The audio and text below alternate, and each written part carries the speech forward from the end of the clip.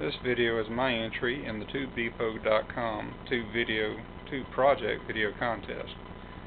What I built is a radio. I've tried to limit it to 1948 technology. I've been working on it for about 2.5 years. And it started from a small breadboard, basically a piece of pine wood with tube sockets stuck to it, and has migrated to an aluminum chassis. And complete with I've got a Bud tabletop rack downstairs to install it in. It's a 14 tube receiver. Pretty much all the tubes, the major tubes, are 12 volts, 12 volt filaments. The primary goal, I guess, was to build a receiver I could use inside, and if I wanted to take it outside, set it up in the field somewhere. We go camping a good bit, and I could take me a fairly good sized 12 volt battery, lead acid, and build an inverter for it to run the thing. I guess I'll go. It's got 14 tubes. I'll go through the complement now. It's got a 5U4GB rectifier, 1V6 rectifier, just 1V rectifier, sorry about that, and an OC3 voltage regulator. And this is where I get the 250 volt plate voltage I need for the majority of the tubes, the 100 volts or so for the two oscillators. I'll get into those in a little bit, and a negative voltage supply for adjustable bias for manual gain controls. I got a 12V6 audio amplifier, Class A, single-ended, and back here is the 12J5 for the beat frequency oscillator. This is the BFO coil. It's not exactly sure what it started its life as, but it wound up as a BFO coil, and they're kind of hard to find nowadays. This is my crystal calibrator, basically copied a Heathkit project. I've got the main tuning capacitors here. These are the plug-in coils for band changing. Right now, the only coil set I've got wound for this one is the sticker says 7 to 14, but it wound up being about 7 to 3.5 megahertz. This is my 12SG7. That's the RF amplifier. I have a 12SA7 mixer tube. It's a pentagrid. Could be used as a converter, but I decided to go on with a separate 12J5 for a local oscillator. And that's, of course, local oscillator coil up here. This is the crystal filter. I use a 455 kilohertz crystal. These are new old stock Miller coils. I was kind of lucky to get those. Those came from oldradioparts.com.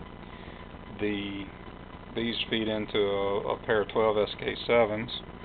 They're used for the IF stage. This is the first stage, second stage. Right in here I branch off to another 12 SK7 for a separate amplifier to get my AGC voltages from. With the BFO, if you inject it in into the second detector back here, which is 12 SQ7, I wouldn't be able to use AGC. Unfortunately, right now I'm having some problems with AGC. It appears I've got too much gain in this IF stage. I'm gonna have to make some modifications to the unit and try and bring it down. The front panel controls, I've got it right now, it's in standby. This controls the operation, whether it's a normal receive or standby, of course, or crystal calibrate. Got a headphone jack. It's my signal strength meter, which is pegged right now because it's in manual gain, and I've got the IF and RF back down a bit. This controls the beat frequency oscillator. Right now it's turned off. This is the main volume and power switch. And this is my tone control. And over here, this is the BFO pitch. I have a band spread tuner and the main tuner. And they're, like I said, 3 gangs of capacitors. These are Hammerlin or equivalents. I think these go up about 250 picofarads. The one on the chassis goes up to about 30 picofarads. There's 3 of them identical, chained together down there also. This is my antenna trim.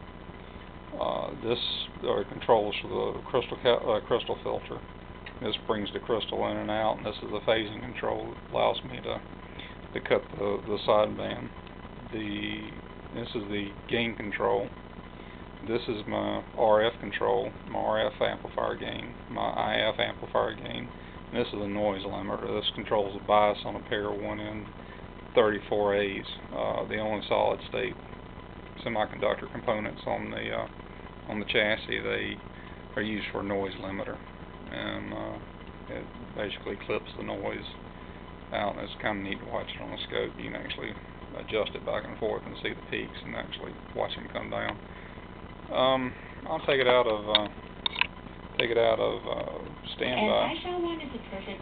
And I think it was on Taiwan Radio International when I put it in standby. Right now you can see that we're in between, I guess we're 8.5 or so, somewhere around in there. And we can move it around to another channel or something, another station rather.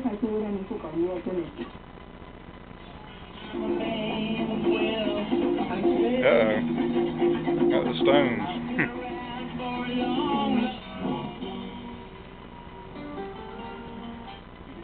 This National Velvet Vernier is an ICN dial. It's the first time it's ever been installed on anything. I was lucky enough to get one off of eBay, and it works very well. The lower one was the band spread dial was basically used. I also got it off eBay. God of their fathers.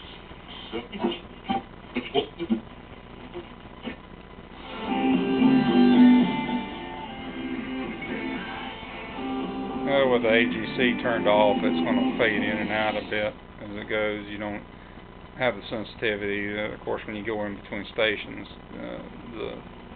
it's cut back, so might not be picking up everything you could at the time. If I can turn the IF up a bit, see what we can find.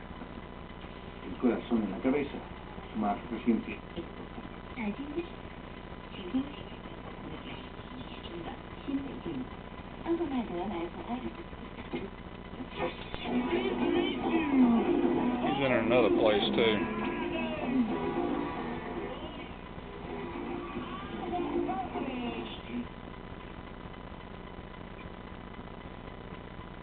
Anyway, that's a little demonstration of it. I've got a bunch of bands to wind the coils. That's an interesting undertaking. Built a grid dip meter, and I used it to determine what the parasitic capacitances were in the tuning circuit, and then went from there. The first set actually came out real close to the calculations. I need to wind a set that goes probably about 3.5 to 7.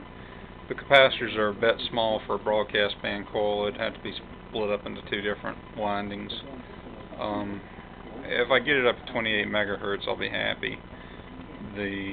I've got another project in mind, a converter for this one. It's actually one of the projects in the 1948 handbook. That would be neat, and be another one of those to start scrounging parts together, I guess, which is half the fun. And anyway, that's my tube obsession for now, and hope you enjoyed it, and please vote. Thanks.